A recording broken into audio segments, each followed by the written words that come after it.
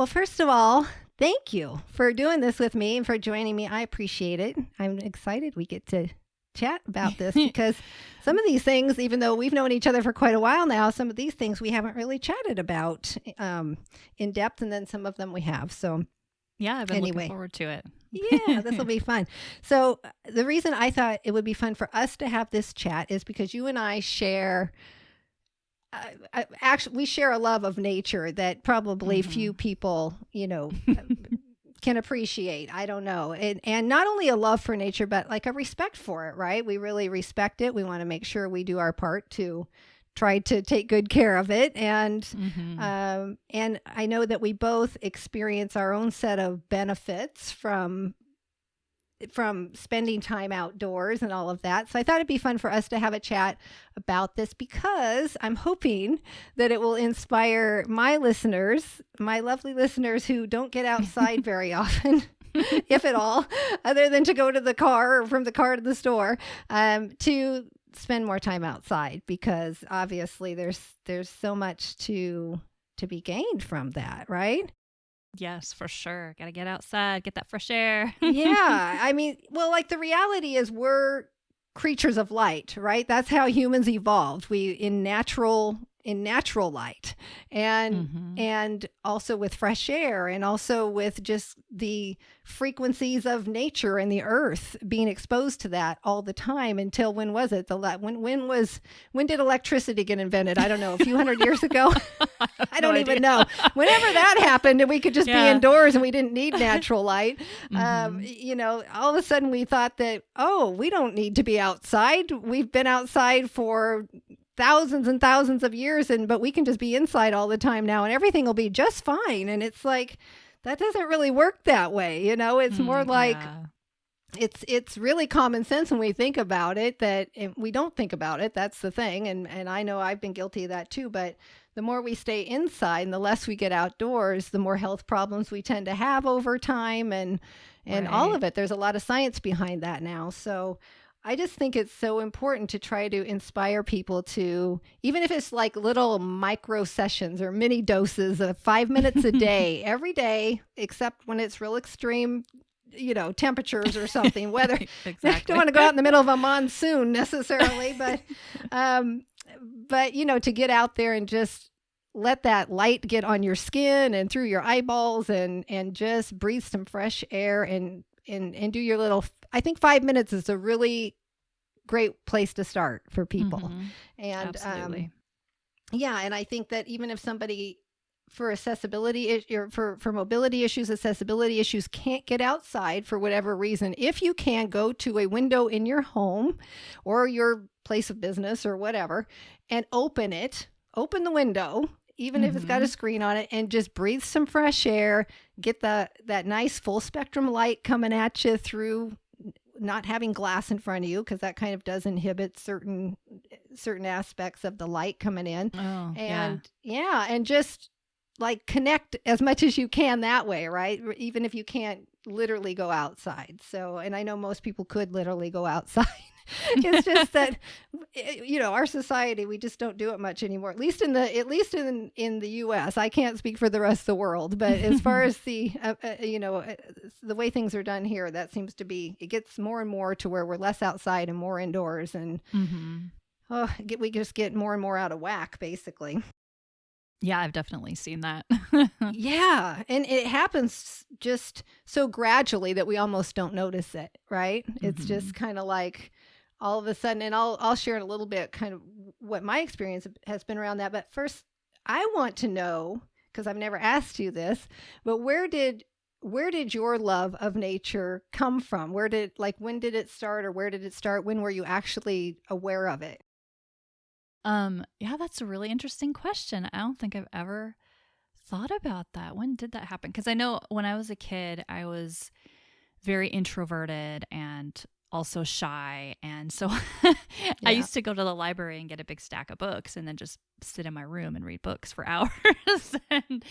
and my parents would be like, maybe you should go outside. And I had a friend up the street, and I used to ride my bike over and hang out with her. And then that was our freedom, away from the house. So we would like go swimming. We would ride our bikes to the swim club and go swimming there. But I feel like maybe my love of nature came later in life as an adult, like after I got married. And I remember wanting to go camping really badly because it seemed like my parents, I have 3 older sisters. It seemed like my parents took my sisters camping all through their childhood, and they got to me and then nobody wanted to camp anymore. And so I had only a couple camping trips. So as an adult, after I was married, I was like, we have to go camping. So my husband and I used to go. And then after that, after, little camping trips, I think I just started hiking, and I don't really feel comfortable hiking alone out in the woods, but I can go walking outside at the park or, through the neighborhood. Yeah. Sure. So, I started to just get outside whenever I could. And the past, like before I became an entrepreneur, right at the end there, I was working at GoDaddy, and they were located on the, in Kirkland, Washington, on a little marina. And I used to go out there every day, and I was so stressed inside the office that every chance I took, I would go outside and walk by the water. And I was just dreaming of when I could be out there alone, and not have to go back into the office. Man, right? Yeah. And it just became this haven for me, of like, I would just feel so at peace when I was out there, or when I would go into the woods and I'd see all the greenery, and it felt so calming to like all my anxieties, that now it's like I want to get out multiple times a day. You can hardly keep me at home. It just feels so peaceful out there. Maybe it's because my house is a mess. I don't know. You're like, nature's not a mess. If it is, it's somebody at the park is supposed to clean it up, not me. Yeah. Or the rain and wind will take care of it. That's right. Yeah, that's interesting. So you didn't get to spend as much time outdoors as a kid as you would have probably liked to, as far as like family outings and things. But then as you got older, when you used it as sort of this place to just escape to from work, really, that's kind of where you first appreciated it and noticed what a difference it made for you, right? Yeah. And also, I was just thinking, sorry, your question just brought up so many keep going. ideas for me, but I've always loved animals. And I know I've sent you many a message while I'm out on a walk. It is so fun for me to go on a walk and see wild animals. It feels like this special gift, this like mysterious almost interaction I'll have with some animal, and nobody else saw that day. Like I go to the park and I saw a coyote run across the soccer field, or there's these bald eagles that are nesting at a local park. I saw a beaver one time while I was at that marina in Kirkland. And so now I'm on the lookout for all the wild animals. Yes. It's such a treat, isn't it? I agree. Yeah. I keep my eyes peeled and my ears peeled every time I'm outside for birds and squirrels and any kind of animal I can possibly see, because I get such a kick out of them. And it's amazing though how if we don't make a point to do that, and we're completely preoccupied with whatever else is happening in our life, we can be outside around all that same stuff. You could put 2 people standing side by side, one with the intent to see the animals, hear the animals, and one with one totally preoccupied with whatever just happened in their day or they've got to do later. And their experience is entirely different. They're 2 feet apart and their experience is entirely different, right? It's very interesting. But I think what you said, that becomes a habit after a while. You're like, that is so much fun to just dial out of all this other stuff and dial into what's around me and what animals are around and all of that. Even if it's dogs or cats, it doesn't matter. But the wildlife is particularly fun, and especially the stuff you don't get to see very often. That's really, I love to see that too. For me, I think I can't remember. I was so lucky. I know I was so lucky to grow up going on all kinds of outdoor adventures from the time that I can recall, many of them clear back to years like in my grade school years, and everything from I went to all different kinds of camps, to like 4-H camp, and there was church camp, and there was Girl Scout camp, and there was all these camp. There was a camp, sign me up. I was all about going to the camp. and of course up here where we live, it's just it's so beautiful. I don't care. Western Washington, it almost doesn't matter where you're at. It's just beautiful. And we're just so lucky. And so I was going to camps. We as kids, my family, we would go down to the beach a lot. So I love spending time near the ocean. There is something so unique. If somebody, and I know there's people, this is hard for me or you to relate to, that there are people in this country, let alone elsewhere in the world, that have never been to the ocean. And my God, what an experience that is, right? There is nothing like that. To just sit and feel that energy from the ocean and that water movement and the sound and the smells and if somebody listening has never been to the ocean and has an opportunity to go, I don't care which ocean it is or what coast it is, what country you're in, please make a point to go do that, because that is special. There is nothing quite like it. And I got to do that a lot as a kid. We would go down to the ocean and we went camping out into the woods all the time and in tents, and not like fancy, glamping like I did as an adult, but I mean like real deal camping and tents and like little pop-up trailers and things like that. But then, some of I have so many great memories. I was always in trees. If you could find it, if there was a tree that could hold me, I was trying to climb it all the time. Made my mother a nervous wreck. No. That's hilarious. Of course, I was a gymnast as a kid, so it all kind of goes together, right? She would always just say I was a little monkey because I couldn't wait to get up in a tree. It was just, I've always loved trees. I've just been like so drawn to them. Me too. But I was one really sort of unique thing that I got to do as a kid, and I would just be outside any chance I could get. And of course, you and I, when we grew up, there wasn't 8 million distractions in the house, right? You would have some TV shows that you might watch or something like that, but there wasn't all this other entertainment built right into your home with all the social media and the movies and the everything that these kids have now. It was such a different life. But I was outside a lot. And of course, my mother would tell us, go outside. If we were driving her crazy, get out of the house and go outside. I don't care what you do, just get out of the house. Thank God for that, And as a kid, you get kind of huffy, like, but it's like, that could not have been a bigger gift in retrospect, because you go out there and find something to entertain yourself. But one unique thing from my childhood that I really think was just so magical, and at the time I even knew it, I didn't know it in the same way that I know it now, but I knew it. I just could feel it. Was that there was a few years where we lived in Port Angeles, which is up on the Olympic Peninsula, and where our house was, we lived right across the street. Port Angeles, that whole town is kind of built on a hill, and from the waterfront all the way up to this top of this hill, which the top of that hill kind of becomes the lower section where you would enter like the Olympic National Forest and go up to Hurricane Ridge and all of that. And we lived kind of up sort of on the top of that hill before you actually got into the foothills and stuff. And so directly across the street from our house, literally we could walk out of our front door and walk about 1.5 blocks to 2 blocks. And there was a ranger station for the Olympic National Forest.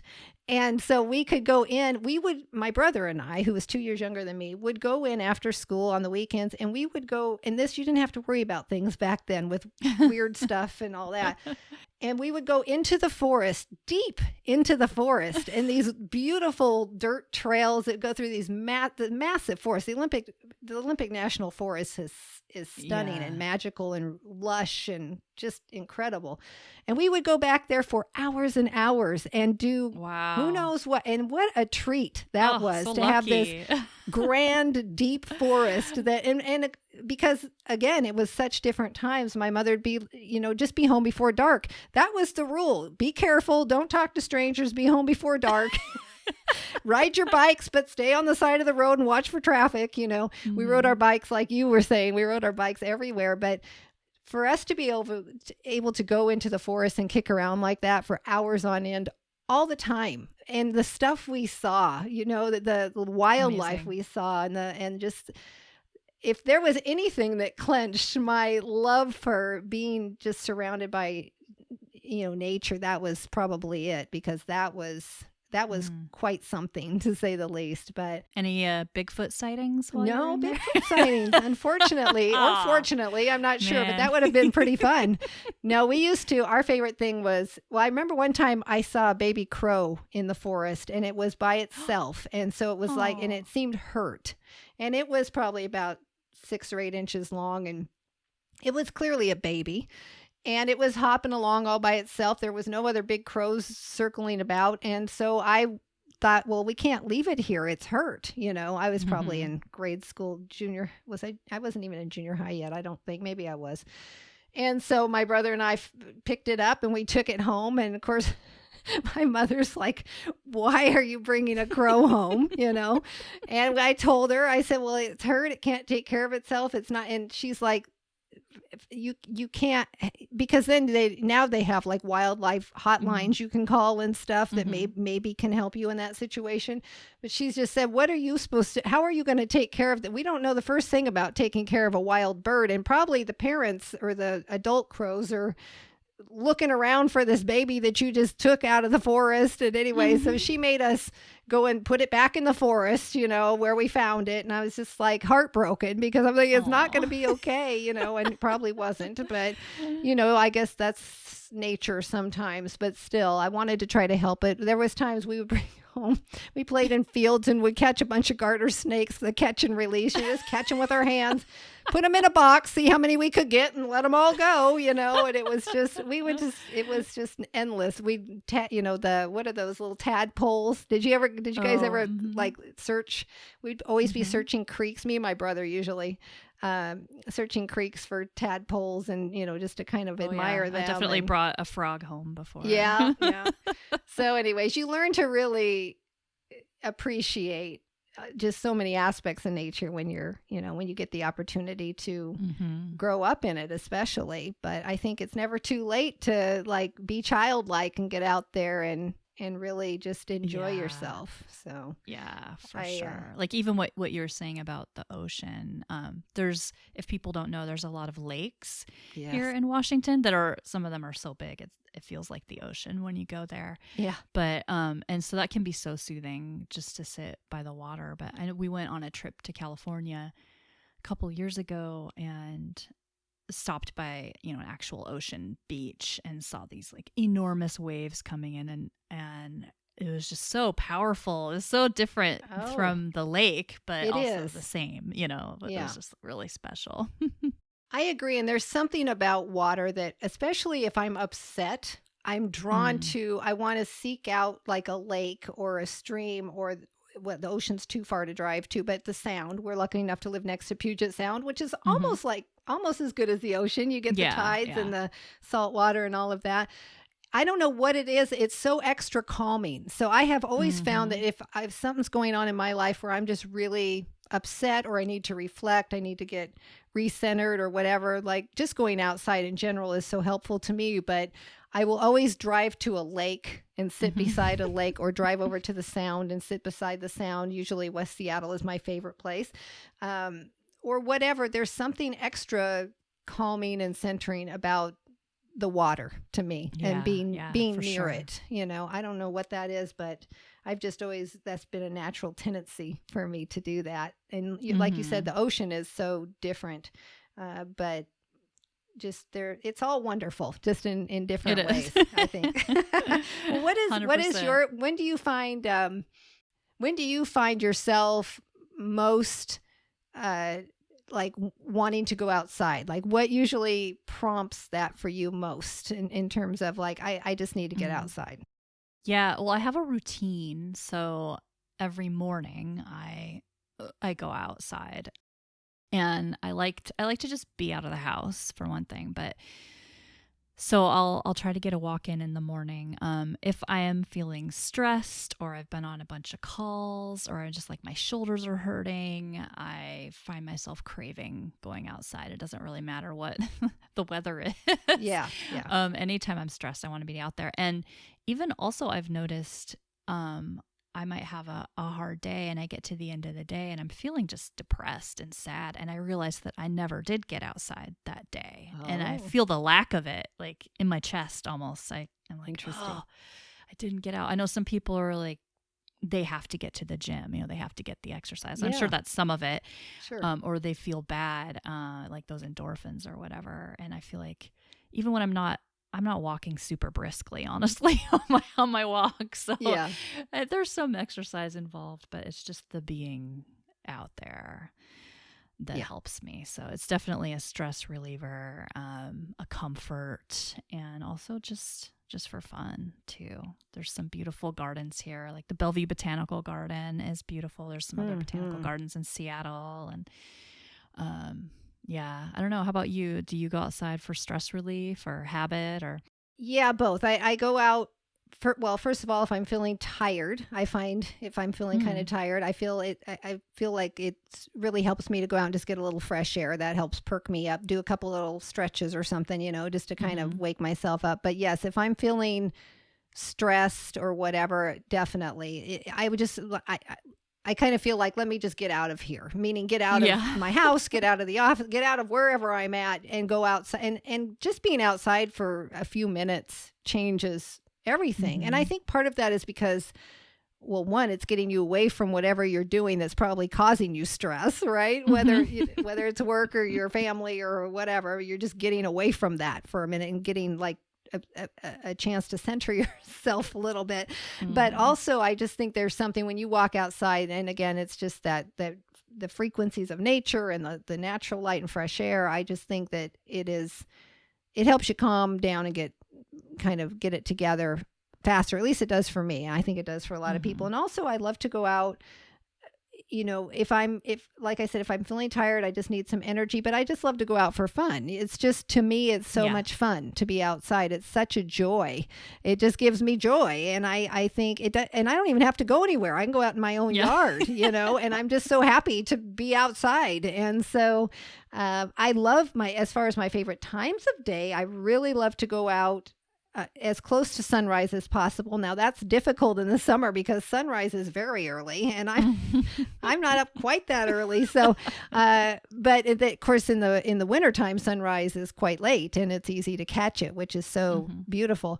But I love to go out and as close as I can, basically before 10 a.m. while the sun is not real intense yet. And of course, on a cloudy day, it's not intense anyway. So, it doesn't really matter at that point about the intensity of the sun.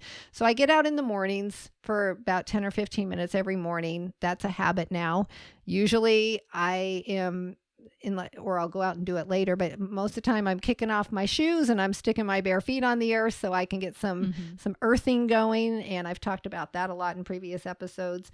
And I love to go out if I can around sunset, and the sunset and sunrise happen like an hour later for sunrise, an hour earlier for sunset where I live, because we live kind of in a dip on top of a big hill, I guess. And so it's got to get up over the trees and it's going down over the trees. And so it's, but it's just the sun is softer and it just looks different and feels different. And it hits the shadows on things. Like the sunset is so cool when it's coming through the trees and it just casts these really beautiful this light that's amazing. So I love to catch that if I can. And I do try to pop out for, during the week at least, for a little bit at lunchtime for even just 10 minutes, especially if it's sunny. I try to go out and get some sun for about 10 minutes. But on the weekends is where I really, and I need to get back to being better about this, but it's where I really love to go out for, and do something fun outside, actually, whether it's go to the farmer's market or it's take a walk at the park, like you said. But luckily I live in a neighborhood that is very good for walking. Like it's nice wide roads and it's pretty quiet. And so just getting out and taking a walk around my neighborhood gives me so much pleasure. And I see so many cool things. I could care less about what the neighbors are doing. I've never been one of those, but I'm fascinated by what they've got going on in their yards, the flowers and the plants and the whatever, their waterfalls, whatever the heck they've got happening in their yard. I'm just fascinated by it. So I know more about my neighbors' yards than I know about my neighbors by a long shot. Yeah, I got to go on a walk around your neighborhood with you the other day. And I remember, there's some really cool yards. Plus somebody had set up like the little free library area. Yes, it was so just cute. packed full of books. Oh my God, I'm afraid it's going to fun. fall over at some point because it's not, it doesn't look very stable, but it's so fun, right? Oh gosh. Well, you said you get out. So I get out a few times a day. You get out once or twice a day usually, right? To go out, take a walk or. Yeah. Yeah. And there was a period of time where I had my pedometer and I was really trying to get my steps. So that helped encourage me to go out a second time. Like, even though I want to get out a second time, sometimes I get, like you said, I get a little tired or other things come up and I don't prioritize it. But so it was helpful to me when I was wearing a pedometer to get me to go out again. And I never regretted it. I was like, oh, I'm so glad I came out again, even if I don't hit 10,000 steps or whatever. Exactly. Well, that's the thing. I think if we give ourselves a small goal, right, for somebody who's sitting here listening to this thinking, well, that's great, but I'm too busy and I don't have time. I get it because you and I are both super busy and got 8 million different things going on most of the time. But all of us, all of us can find 5 minutes in a day to just go outside, or like I said, get in front of a window and open that window. And if it's cold, maybe you don't want to let all the hot air out of your house, but even for 5 minutes to open the window, you're not going to let all the hot air out of your house or the cold air. If you're somewhere hot and you've got your AC on, it's going to be okay. But I think that's why, because if any of us say, oh, all of a sudden I never go outside hardly at all, and now I'm going to go out 15 minutes every day, that might be a lot for somebody to commit to right out of the gate. I think if you start small, you'll find that it's so beneficial to, to do it, that you just naturally start doing it more often and for longer periods of time when you can, at least. And, and it happens just sort of naturally that way. So you just kind of got to, get in there and do what you can easily at first, I think. There's also an opportunity too, like as an entrepreneur, I have lots of weird random calls like at odd times of day, and some are more professional than others. Some are like, reconnecting with friends. And so for some of those, these days with our smartphones and like Zoom and Voxer, I can very easily change a meeting from sitting on my couch to one where I'm walking around. They'll hear me huffing and puffing while I'm walking, but most of my friends would be like, yeah, sure, go outside. And they might go outside too. And then we're having our meeting, but we're walking. So that's a way to kind of work it into. It is. And I think that's a great way why not go outside and do it? Like you said, just bundle up or strip down if it's hot, within reason, of course, or whatever your deal is. But don't worry with what the weather's doing. So many people worry with, oh my God, it's raining, it's windy, it's this, it's that. So what? Unless it's dangerous, obviously, or like real high winds, you don't want a tree branch knocking you on the head, or something like that, or it's freezing cold, and but really day in and day out, just because it's raining or it's a little windy or it's, who cares? Put on, get the right kind of coat. That's important. Get some nice rain gear or whatever. Or if you live in a really hot place, then get some nice, cool clothes that you can be comfortable in or whatever, and get out there and do some things outdoors that you would normally do indoors, but could technically take outdoors, like you just said. And then I think also too, it's important to mix that up with some nice quiet time outdoors. I don't know how you feel about that. Do you prefer to be entertained the whole time, like a podcast? You and I are both podcast, addicts, to say the least. But or do you like to sometimes just turn everything off and have it be quiet? I mean, how do you do it? Yeah, I'm nearly always listening to a podcast when I'm outside, but then I'm like, oh, I should turn this podcast off so I can really experience what's happening out here. So occasionally I'll turn it off. Plus, like you said, you miss out on those bird calls when if you have headphones on. But I would say a vast majority of the time I'm listening to a podcast. But when I do take a minute to actually turn that off and like quiet myself, I definitely see the benefits to that. Yeah, you can feel it, right?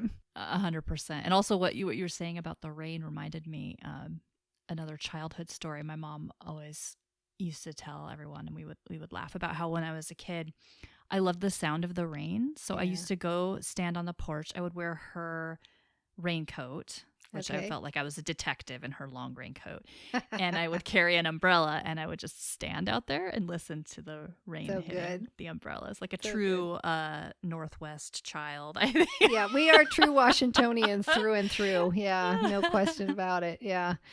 Oh, isn't that fun? That's so cute. I can just picture that in my head, but I'm like you. I just love the sound of the rain. I know what most people do. Although my friend Jana, who just moved from here back to Florida, she's like, I can't listen to the sound of the rain. There was too much rain. I didn't like it. And I'm like, God, I'll listen to that sound like day in and day out. I love it.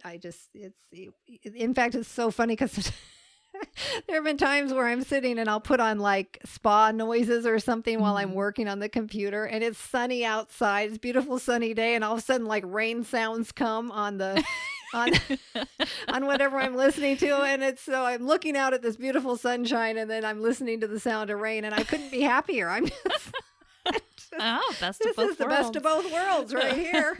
Oh my goodness, so funny. Whoa, goodness. Well, so what are some of your favorite, other than walking and listening to podcasts, which of course, again, I think it's important to get that mental white space and mix that into, like you said, you can feel it when you turn everything off. It's just you get more from it. But if it takes listening to podcasts to get somebody outside or doing a Zoom call or what, like, do it, because at least you're still outside, right? But I'm like you. I have to find that balance too, because I love to listen to podcasts when I'm walking or just outside. But then I have gotten better about making myself just like stop with that, and I still do it. I just don't do it as much. And I can, like you said, feel a difference for sure. But when you're not walking, what else do you like to do outside? Like, as far as what are some of your favorite places to go or types of places to go? Gosh, I think it's mostly walking that pulls me out there. Walking or hiking. We have so many hiking trails. I mean, I guess that's also walking, but more vertical. Yeah. That's a little harder work. Yeah, it is a little harder work. Yeah. I mean, when I was like a teenager, I was really into swimming, and there was, an outdoor swimming pool, and that's also fun. It's fun to swim when it's raining too. Yeah. So that was an activity. Indeed. I used to do outside, but even just, I don't know, I find a lot of peace just from, even if I'm sitting in my car, like say there's a bad weather day and I'm just driving around and I pull over somewhere and I want something scenic to look at. Right. And so I don't know if this counts as an outdoor activity, but me sitting in my car it's getting staring you out out of the window. house, so that's good. You could roll down the windows so you could get some fresh air. Yes, absolutely. Yeah. Yeah, that is such a good point though, because that is sometimes what you think, you know what, I'm out here, I'm running errands or whatever, and when you're in your car with everything, all the windows up and all this and that, and you're thinking, oh, I'm out, but you're not really outside, right? Because now you're just in a car. But however, if you open the windows, all of a sudden you're kind of outside. So in fact, there's even people who study and talk a lot about how it's not only important to get the full spectrum natural light on your skin, but also just through your eyeballs, like taking off your glasses for a few minutes or not being behind glass, because the glass cuts down on, so, you've got the light spectrum, right? Natural light spectrum is all different colors, but on apparently when through glasses on our eyes, through the glass in the windows, it cuts off on both ends of that spectrum. It cuts off some of the waves. Yes, Are exactly. Waves? Thank you. Yes.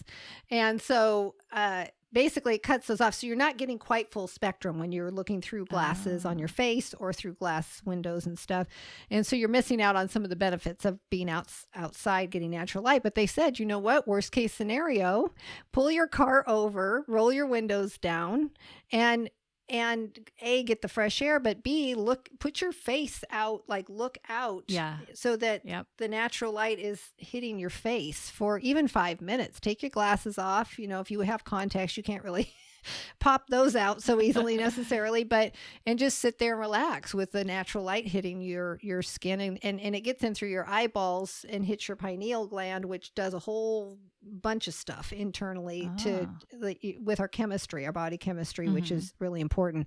So it has to do with our mitochondria and which are little batteries inside our cells for energy and all these things. Like this whole cascade of this biological sequence that happens, which is really important to good health. And so, going out in your car can still be a benefit. Yeah, it's not the same as standing outside or sitting outside, but it's better than not getting any natural light whatsoever or fresh air for Yeah, that matter. that's interesting.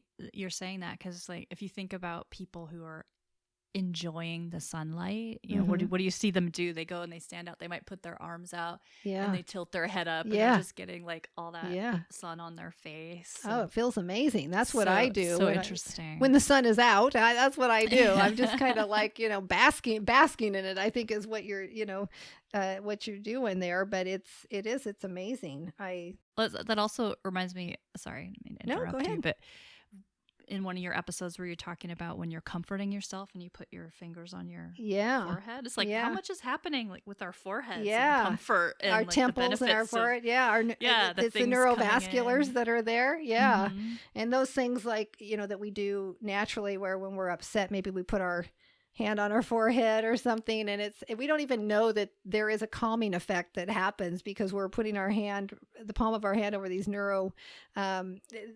these points on our forehead, which basically are tied into our stress response, right? So the Mhm. neurovascular. So what happens is the palm of our hands, our entire body, our entire being is electromagnetic.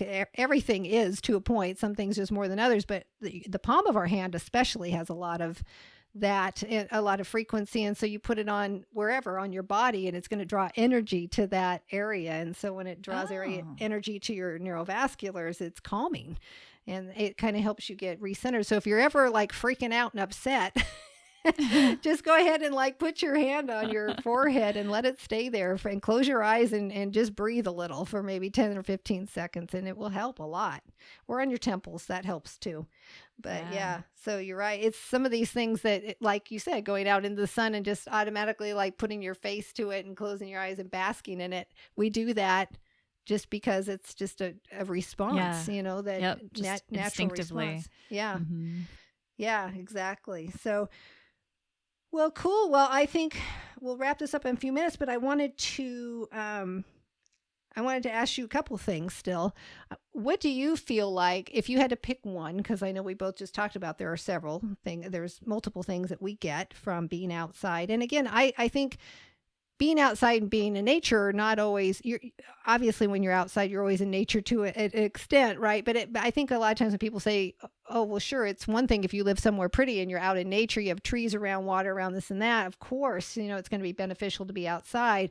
But you walk outside in where I live and there's no trees, there's no water around. It's just, just grass if you're lucky, or gravel, or whatever the case may be. People live in big cities, whatever. And the reality is yes, I think there is added benefit from being around trees and lots of plant life and water and things like that. I think there's added benefit, but there is, even if you take those things away, you're just by going outside in full natural light and having the frequency of the earth, the energetic frequency of the earth, which is science. That's not that's not a woo-woo thing. That's like a literal scientific thing. You can look it up. By being close to that, especially if you can sit on it or put your bare feet on it or just have a seat on the ground for a few minutes or whatever, that's even better. But even if you don't do that, you're still getting some of it, right? And to just be in the presence of that alone and that fresh air is still majorly beneficial to just sitting inside all the time. So if somebody's listening thinking, yeah, I don't live in a place like that, that's okay. You still need natural light and you still need fresh air and you still need to be somewhere near the surface of the earth once in a while. That's not up in a sky rise or, in your house all the time. So, but what do you think if you had to pick one thing that, like, what's the biggest benefit for you day in and day out by spending time outside every day? I think it's the clarity that it brings. Like there's so much jumble going on inside my head, inside my house, Yeah. in my life. And by just getting out into nature, I don't know, something about it, it makes you pause and take deeper breaths, and like your eyes are focusing at a distance, at different distances, and there's textures, and it just makes you feel clear. And I think that even though, we're spoiled where we live, if someone's like in a city and they step out and there's a sidewalk and there's usually a tree, even if a dog is peeing on it, or the a moment park that a you're block out or there, two away. Yeah. Yeah. Just like touching the bark of the tree. I think even with honking horns and stuff, hopefully it's still going to bring you some clarity. And also most cities, I think, most city planners, they have these parks and green areas that you can find. Or they have the rooftop parks a lot now too, right? Yeah. Rooftop parks, or if you have like a little deck or something, even a little place you can lean out and put a plant out there. But yeah, for me, it brings clarity and calm. It's the opposite of all the chaos that's usually happening. Yes, I think I get that. I think I'd say that's for me too. It basically, it helps me slow down because I'm always trying to do so many different things. And when I'm doing one thing, I'm oftentimes thinking about what I'm going to do with this other thing, or running from here to there, doing this and that. And so to go outside, especially if I leave my phone behind, it gives me I naturally slow down. What am I going to do? Yeah. I'm out, and of course I try to be mindful. I like intentionally try to be mindful of what sounds am I hearing? What am I smelling? What's the air feel like on my face? And that's just a mindfulness exercise, right? So I've gotten in the habit of doing that. So that brings me like right to center, basically, as far as just like you said, clarity, and just kind of gives me the mental white space to recharge a little bit and just refocus and get, like you said, get some clarity. Because when you have a lot going on, you just get discombobulated. For lack of a better word, you can get a little discombobulated at times. Yeah. And I think for me, it brings me peace almost instantly every time, Me too. No matter how upset I am, I'm going to feel 50% better, probably. Maybe not 100%. It depends on what it is, but I'll feel a lot better just by just getting outside. And especially if you do just sit on the ground, or you can put the palm of your hands or the palm of your bare feet on the ground, that even takes it up another notch, because the science behind that is basically that your body is, the energy of your body and the energy of the earth are basically working together. And they know for a fact, they've done a lot of tests on this and stuff and you go to earthinginstitute.net to read the literature, the studies on that. But basically it's calming to the central nervous system. Like, actually, it's not just the mental thing that's happening. It's actually, there's a physical thing, a biological thing that's happening there too. So that just kicks it up another notch, basically. Because already it's great, But well, if you had, my last question is, if you had one word of encouragement, or a few words, not one word, but a few words of encouragement, or tips or advice on somebody getting outside more, maybe what they could do to make it more realistic for themselves, or to encourage them that it really is really incredible, what would you have to say to that? Yeah, like I think there's some fears people have that keep them from going outside. Like I'm not really a big fan of bugs and flying, buzzing insects getting in my face. So some people might be scared to go out because they think they'll get stung by a bee or something. And if you try different times of day. So and that also helps with like if it's too hot, or if you think there's too many people out, or too many people walking their dogs. Right. Some people I think would love to be out early in the morning, or if you have a big flowering bush by your front door and all the bees come at 7 a.m., you've noticed, right. But they go away by 2, then maybe you go out at 2, or even if you need to go out at night, Honestly, it would be better it's than so not getting peaceful. out at all. Yeah, as long as you're safe about it. But yes, it can be very peaceful. Yeah. So like don't let any of those fears keep you from never stepping foot outside. Try different times of day and just give it a I like that. Give it a little try. Wow. I liked all your solutions too of just like sometimes just opening a window. Yeah. If you really that's all you can do. Keep that screen there. That's okay. Yes, that's okay. You don't have to pop your screens out. That's a bunch. You don't want to do all that. Yeah. Yeah, that's great. And to keep an eye out because it gets fun, like the looking for wild animals and then noticing, like, even if you don't like insects like me, I will notice some really pretty ones and I get a little bit less fearful because I'm like, wow, look, that's all rainbowy. Like it's not bothering me. I can keep a distance, but it's so pretty. And yeah, insects can be fascinating. Have you ever sat and just watched ants like do what they do when they're they're working together and they're carrying these things that are 3 times bigger than them? Yeah. It is utterly fascinating. I can sit there for a long time and watch them do that, but as long as they don't get on me, I would prefer that they're not on me. But you're right. And also, even if you're in the city, well, first of all, you have insects that you can admire, but also take a look around and see what birds are around. Like actually really look closely at them because they're so cute and some of them are really beautiful and they're just so fun to like really watch them close and listen to how they sound. And so again, that's that kind of that mindfulness piece, but that's part of what makes it so calming, I think, too. That helps for sure. Yeah. And when you start to notice them, no, go ahead.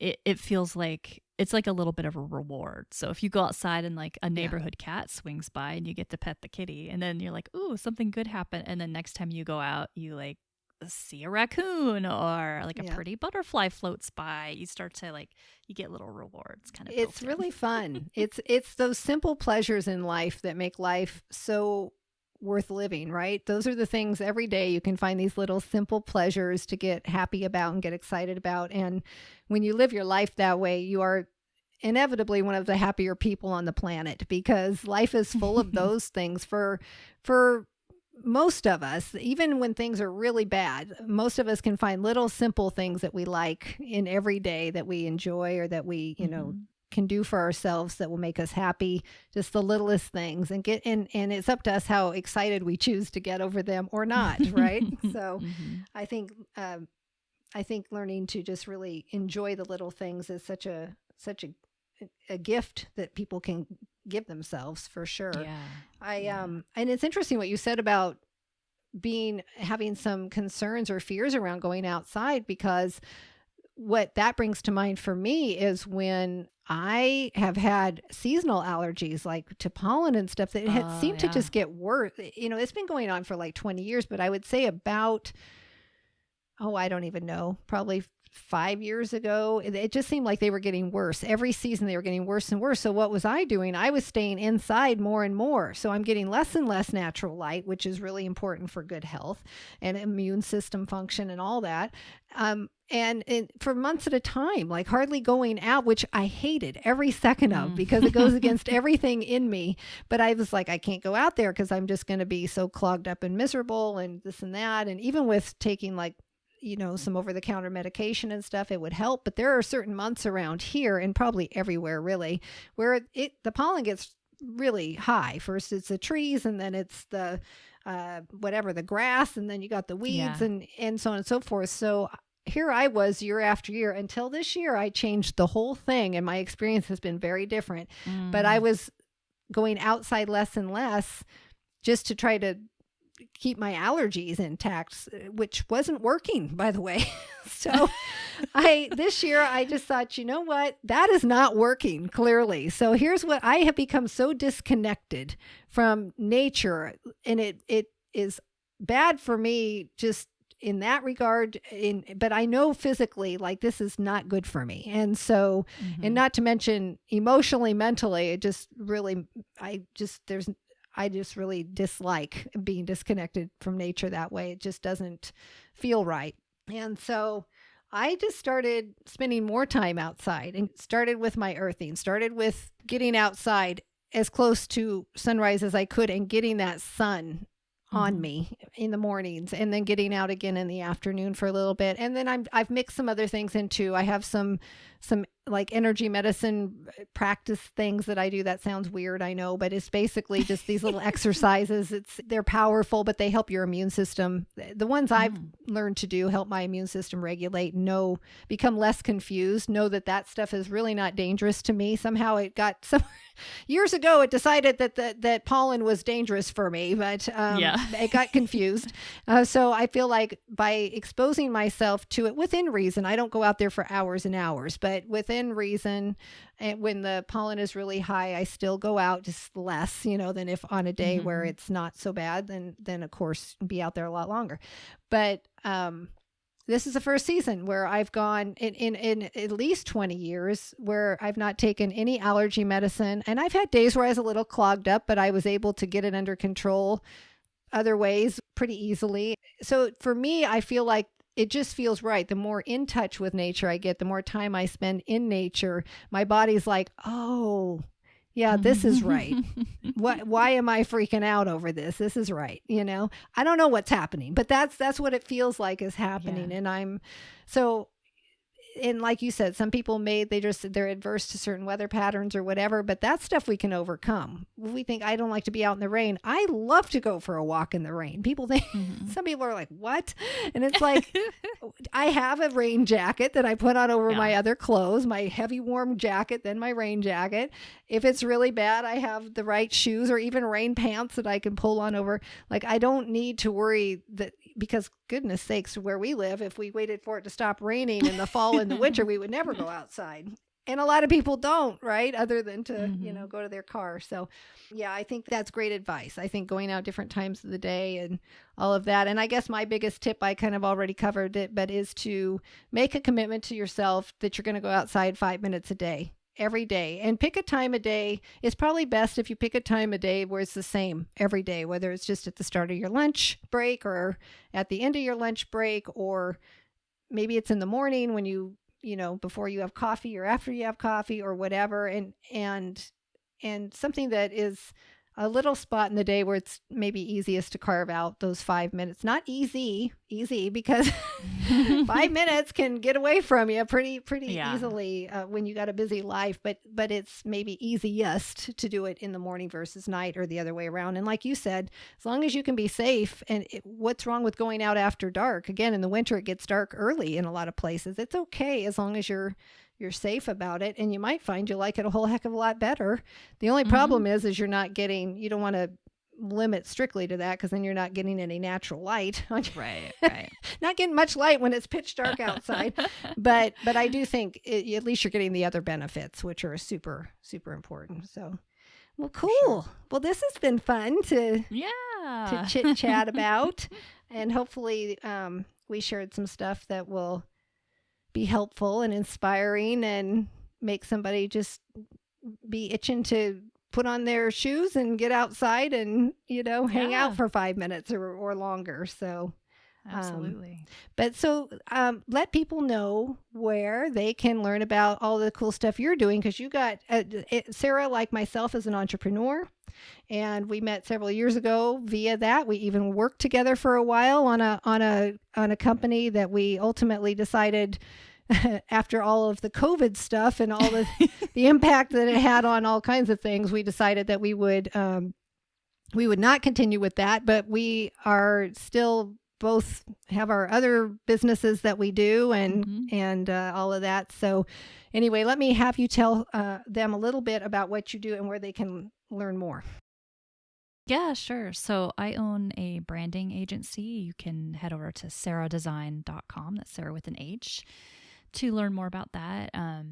And over there, I specialize in helping mainly coaches and course creators and podcasters and such with their sales pages to sell their products and experiences, and also their websites design and branding. And I hang out on Instagram at Sarah Design Agency. That's the platform I hang out most on. So I'm always happy for anyone to message me and say hello. and hang out over there. And it's been really fun to be here. Thanks for having me, Stacy. Thank you for doing this. It was fun for me too. And it's so funny how you just don't get to, we have our things we talk about all the time. All friends do. And then there's certain things where we're just never get around to talking about it. So we've never really chatted quite so in depth about our love of nature and all of that, and where it came from. And so that was fun to check that out. But yeah, thanks so much for doing this. I appreciate it.